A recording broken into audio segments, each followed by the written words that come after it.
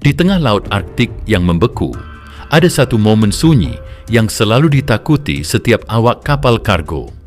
Bukan badai, bukan gelombang raksasa, melainkan saat suara mesin perlahan menghilang. Di wilayah ini, laut bukan sekadar air dingin, tetapi massa es hidup yang terus bergerak, menutup jalur, dan menghimpit apapun yang terlalu lambat. Ketika kapal berhenti, Arktik tidak memberi waktu untuk berpikir. Dalam hitungan jam, es bisa mengunci badan kapal, memutus jalan pulang, dan mengubah perjalanan biasa menjadi perang bertahan hidup. Masalahnya, di tempat ini, mesin bukan hanya alat transportasi. Mesin adalah pemanas, listrik, komunikasi, dan harapan terakhir manusia. Tanpa mesin, suhu ekstrim merayap ke setiap sudut kapal, persediaan mulai terancam, dan dunia luar terasa semakin jauh. Tidak ada kota terdekat, tidak ada pelabuhan darurat, hanya laut beku sejauh mata memandang. Inilah detik ketika semua awak menyadari satu kenyataan mengerikan. Di Arktik, jika kapal berhenti, maka segalanya bisa berakhir. Bagi dunia luar, kapal kargo hanyalah tulang punggung perdagangan global. Namun di Arktik, kapal yang sama berubah menjadi tamu rapuh di wilayah yang tidak ramah bagi manusia. Jalur ini bukan rute pelayaran biasa. Es laut bergerak seperti daratan hidup, arus berubah tanpa peringatan, dan suhu ekstrim membuat setiap kesalahan terasa mahal. Kapal kargo masuk ke Arktik bukan karena aman, melainkan karena dunia menuntut kecepatan dan efisiensi. Rute Arktik memang memangkas jarak ribuan kilometer dibanding jalur selatan. Waktu tempuh lebih singkat, bahan bakar lebih hemat, dan tekanan ekonomi membuat perusahaan berani mengambil risiko. Masalahnya, sebagian besar kapal kargo tidak dirancang untuk menghadapi es tebal. Lambungnya tidak sekuat kapal pemecah es, dan manuvernya terbatas ketika es mulai menutup laut. Selama mesin menyala, kapal masih punya harapan. Begitu melambat, ancaman mulai mendekat. Disinilah paradoks Arktik muncul.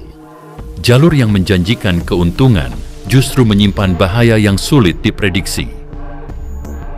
Kapal kargo berjalan di antara peluang dan bencana, dengan jarak tipis yang memisahkan pelayaran sukses dan terjebak berbulan-bulan di laut beku.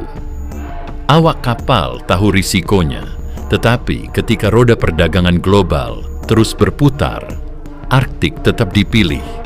Meski satu kesalahan kecil di Arktik bisa mengubah segalanya. Di Arktik, laut tidak membeku perlahan seperti yang dibayangkan banyak orang. Es bisa muncul dalam waktu singkat, bergerak mengikuti angin dan arus, lalu menutup jalur pelayaran tanpa peringatan. Dari kejauhan, permukaannya terlihat tenang, tetapi di bawahnya terjadi tekanan besar yang saling mendorong. Kapal yang masih bergerak bisa tiba-tiba menemukan dirinya dikelilingi es dari segala arah. Ketika suhu terus turun, celah air yang tersisa menyempit, dan badan kapal mulai merasakan hentakan dari lapisan es yang terus menebal. Balok baja yang dirancang untuk laut terbuka kini harus menahan tekanan alam yang tidak mengenal kompromi. Setiap menit, keterlambatan membuat kapal semakin sulit bermanuver. Mesin dipaksa bekerja lebih keras, sementara es perlahan mencengkeram lambung kapal. Masalahnya, manusia selalu bereaksi lebih lambat daripada alam. Keputusan untuk berbalik arah sering datang ketika semuanya sudah terlambat. Saat es benar-benar menutup jalur, kapal tidak lagi berlayar, melainkan terkunci di tempatnya. Inilah momen ketika Laut Arktik menunjukkan sifat aslinya.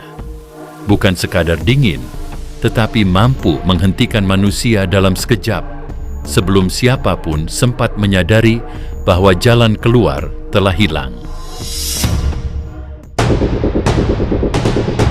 Saat kapal benar-benar terjebak, mesin menjadi satu-satunya harapan. Mesin dipaksa bekerja di kondisi yang tidak pernah ramah, suhu ekstrem, es yang terus menekan, dan bahan bakar yang harus dihemat. Setiap kali baling-baling berputar, ada risiko es masuk dan merusak sistem. Namun, menghentikan mesin bukan pilihan yang aman. Di Arktik, mesin mati bukan sekadar gangguan teknis, tetapi awal dari bencana yang lebih besar. Di dalam ruang mesin, suara logam beradu dengan dentuman es dari luar lambung. Para awak harus menjaga suhu, tekanan, dan ritme kerja mesin tanpa kesalahan sedikit pun. Tidak ada bengkel, tidak ada bantuan cepat, dan tidak ada pelabuhan darurat. Kesalahan kecil bisa membuat kapal kehilangan tenaga, dan ketika itu terjadi, kapal berubah dari alat transportasi menjadi besi mati yang terjebak di tengah samudra beku. Sementara itu, waktu terus berjalan. Persediaan bahan bakar dan energi dipantau setiap hari, karena semuanya kini dihitung untuk bertahan, bukan untuk melaju. Setiap keputusan terasa berat, karena salah langkah bisa membuat mesin berhenti selamanya. Inilah fase paling menegangkan, ketika seluruh nasib kapal dan awaknya bergantung pada satu hal. Mesin harus tetap hidup, apapun risikonya. Semakin lama kapal terjebak, masalah tidak lagi datang dari luar, tetapi dari dalam. Makanan, air bersih, dan energi mulai dihitung dengan ketat. Setiap porsi diperkecil, setiap lampu dimatikan lebih cepat, dan setiap kebiasaan sehari-hari berubah menjadi penghematan. Awak kapal perlahan menyadari bahwa mereka tidak lagi berlayar menuju tujuan, melainkan sedang berjuang untuk bertahan hidup di tengah es yang tidak bergerak. Ketegangan pun meningkat. Rutinitas yang sama di ruang sempit, pemandangan putih tanpa akhir, dan ketidakpastian waktu membuat emosi mudah meledak. Hal kecil bisa berubah menjadi konflik besar. Beberapa awak mulai menarik diri, sementara yang lain justru bekerja berlebihan untuk mengusir rasa takut. Dalam kondisi seperti ini, musuh terbesar bukan hanya dingin dan es, tetapi juga kelelahan mental yang terus menggerogoti. Di saat yang sama, setiap hari selalu ada pertanyaan yang sama. Sampai kapan semua ini akan berlangsung? Tidak ada tanggal pasti, tidak ada janji bantuan cepat. Hanya laporan singkat, perhitungan ulang persediaan, dan harapan tipis bahwa es akan retak lebih cepat dari perkiraan. Di fase ini, bertahan bukan lagi soal fisik semata, tetapi tentang menjaga kewarasan agar kapal tetap berjalan sebagai sebuah tim.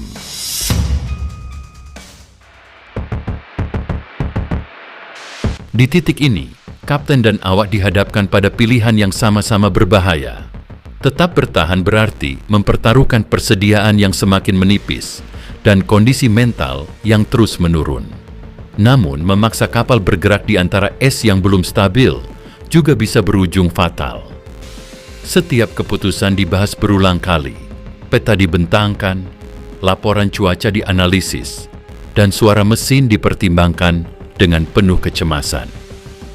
Tidak ada ruang untuk kesalahan sekecil apapun. Tekanan semakin berat ketika tanda-tanda alam mulai berubah. Retakan kecil di kejauhan memberi harapan, tetapi juga peringatan. Es yang bergerak bisa membuka jalan, atau justru menjepit kapal lebih kuat dari sebelumnya. Dalam situasi ini, keberanian dan perhitungan dingin harus berjalan beriringan. Keputusan tidak lagi soal keberanian semata, melainkan tentang memilih risiko yang paling mungkin membawa mereka selamat. Saat perintah akhirnya diambil, suasana di kapal berubah drastis. Semua orang tahu, inilah momen penentu. Mesin dinyalakan dengan penuh kehati-hatian, mata tertuju pada hamparan es di depan, dan napas tertahan menunggu hasilnya. Apapun yang terjadi setelah ini, tidak ada jalan kembali. Fase ini menjadi garis tipis antara keselamatan dan bencana, yang akan menentukan akhir dari kisah mereka di lautan Arktik. Ketegangan mencapai puncaknya ketika alam akhirnya menunjukkan wajah aslinya. Tekanan es semakin tak terkendali, suara dentuman dan retakan terdengar lebih dekat dari sebelumnya. Setiap detik terasa jauh lebih lama, seolah waktu sengaja melambat untuk memperlihatkan betapa kecilnya manusia di hadapan kekuatan alam. Tidak ada lagi ruang untuk ragu, hanya pilihan-pilihan cepat yang harus diambil dengan risiko paling fatal. Di titik inilah nasib kapal benar-benar diuji. Apakah semua perjuangan, pengorbanan, dan harapan selama ini akan berakhir sebagai kisah keselamatan, atau justru berubah menjadi tragedi yang tak terhindarkan? Struktur ini menjadi momen paling emosional saat penonton dipaksa menahan napas, menyadari bahwa satu keputusan saja bisa mengubah segalanya. Di Laut Arktik, manusia boleh merencanakan segalanya, tetapi alam selalu memegang keputusan terakhir.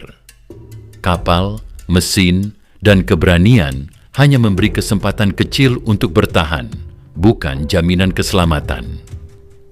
Kisah terjebak di kapal kargo ini mengingatkan bahwa di ujung dunia, satu kesalahan saja sudah cukup untuk memutus jalan pulang. Di tempat seperti ini, laut tidak mengenal kompromi. Ia hanya memilih siapa yang diizinkan pergi dan siapa yang harus tinggal selamanya.